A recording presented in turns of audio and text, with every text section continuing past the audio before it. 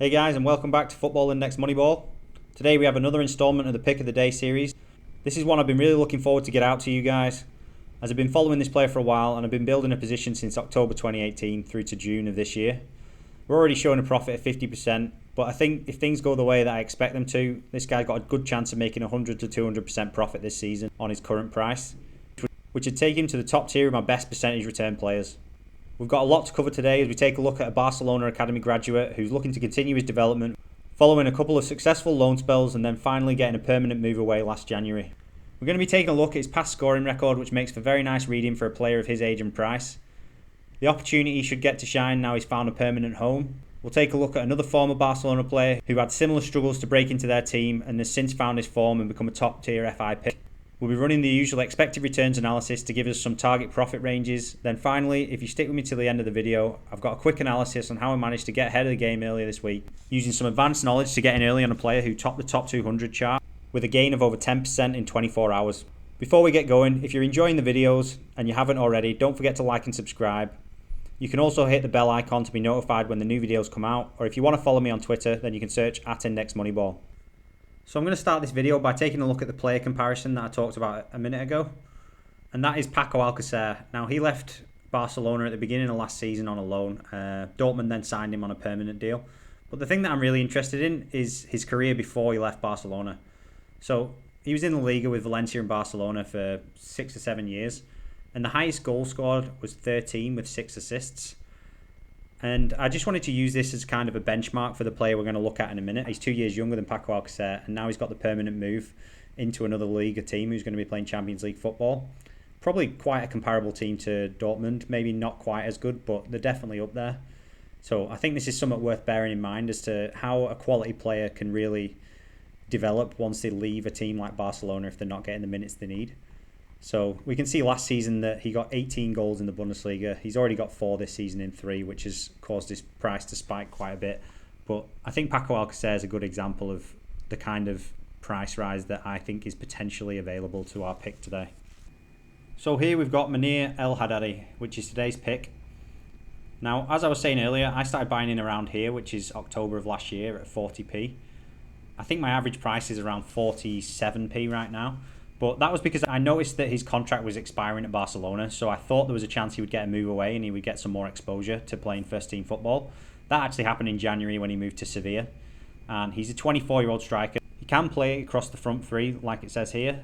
And I think at 24, there's plenty of time for him to develop. I've watched him play a few times, and I think he's a great player. The back end of last season at Sevilla, he was showing some real promise. And I think this could be his year to really break out on the world football scene. As you can see, he's priced at 68p now, which in my eyes is very, very cheap for a player of his quality. Alcacer is running at £1.80 today, so that shows you if things were to go his way and he was to have a big season, and Alcacer only scored 18 goals and got 0 assists, so he didn't exactly blow the world away. He had a few good games for Spain as well, but I think Haddadi could possibly reach that kind of target at some point if he has a good season or two. But if things did go well and he was to reach that £1.80 target, you're looking at close to 200% profit. And who knows, in that time the index could have grown and that could be even low for the range that he could hit if he was to really get going and firing in the league and the Champions League this year. So if we take a look here at Munir's foot mob, you can see he's played 79 starts in La Liga and 38 sub appearances, and in that time he's got 26 goals and 14 assists. Now that works out as a combined 0.52 per 90, and if you look over his full career, it's 0.68 per 90. One of the things I wanted to look at is his 17-18 season when he was actually on loan at Deportivo Alavés. That season he played 33 games in total, getting 10 goals and 6 assists.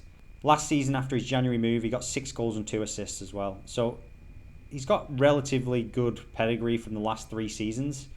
And starting his first full season with Sevilla, I've got high hopes for what he could achieve. Now you can see here that his rating for this year is quite low at 6.12. He's not got any goals or assists yet. He's been on the bench a little bit to start the season, but with the Champions League kicking off pretty quick here, I think he's going to be playing before long. And I think once he starts scoring a few, he'll probably be in the starting lineup more. And at 24, there's plenty of time for this thesis to play out. If he wasn't playing for the first 6 months of the season, he might drop a bit, in which case I would be topping up. But I do think it's a matter of time before he starts, and Before we get to the price analysis, the last thing to show you is the master stats table on Football Index Edge. The interesting thing here is that El Haddadi's actually already won some matchday dividends. He won 3p last season. His average score is fairly low. A lot of that would have been substitute appearances for Barcelona and also just getting his feet on the ground at Sevilla. But his max matchday score is 184 in the old system, which is relatively high. It's good for a double matchday possibly. And you can see here that his price at the beginning of the season was 79p. He's dropped down a little bit because of the fact that he's been on the bench, but that's pretty good peak price so far. So here we have the expected price analysis spreadsheet. For those who might be new to the channel, this uses 3 similar players, usually the same age and playing for a comparable club, to set low, medium and high price targets. And for this one, I also had some alternate options to consider for buying, and those were Angel Correa at Atletico and Keita Balde at Monaco. Although these 2 players are actually cheaper and would be considered pretty comparable, I felt like they were worse value in the end, as I wasn't confident that Correa was going to get the chance to play as much, and Balde doesn't have any Champions League football and he's playing for a worse team in Monaco in my opinion. Both have got worse goal and assist records than Haddadi as well. For the price targets today, I went for Gelson Martins, who again has a worse goal record than Haddadi, plays for Monaco, so no Champions League and a struggling team. In my opinion, this is what I think El Haddadi will jump to if he gets a couple of starts in the next few games. Then we've got Bertrand Traore, who's a fairly close comparison in terms of competitions that he's eligible for, and he again has a worse record on goals and assists than Haddadi. And finally, I went for Hirving Lozano as my high target, who has just transferred to Napoli off the back of a good season with PSV where he scored 17 goals and got 11 assists. But over his full career, his assists and goals per night is almost identical to Haddadi's at 0.69 versus 0.68. I've left out any expected dividends for this calculation, as there's a chance that Haddadi won't be starting games straight away, but he could easily pick up a couple of IPDs or a PB, so we can just take that as a bonus if he does. As I already own the player, I'm not eligible for the IPDs anyway, but after making this video, I've convinced myself even more on him, so I might top up if he drops any lower. I think the only thing holding me back is my ego wanting to keep my average price low, so that if he does get to the highs I expect him to, then my percentage return looks even more impressive. But at today's entry price, the results show that our expected profit range would be from 16% if he was to return to his peak, through to high profit target of 138%. One other thing to mention is that a good season over the next couple of years could definitely lead to some speculation over Haddadi.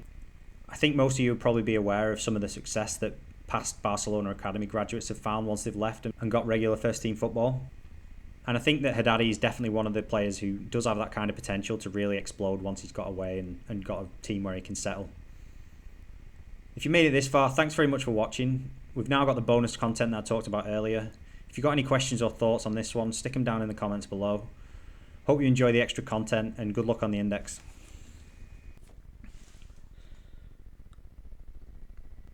I just wanted to talk you through some trading that I did in the early hours of Wednesday morning.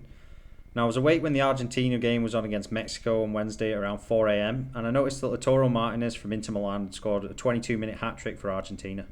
I've been studying the index for long enough now that I know this would definitely affect his price, and after seeing he had a couple of relatively easy fixtures in the next week, I decided to deposit £530 which I had set aside for something else and had not really planned to deposit in order to take advantage of the short-term reaction.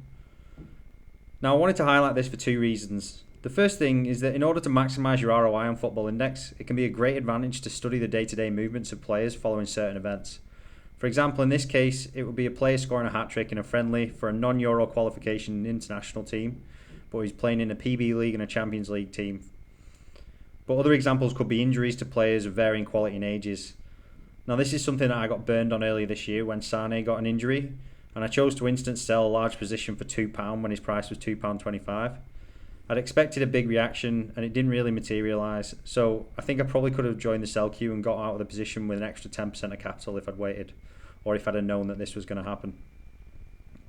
But there's a couple of similar situations which can have a big effect on player prices, so trying to see as many as you can and understand the movements of the index can be a big advantage. And the second point I wanted to make is that on Football Index, information is king.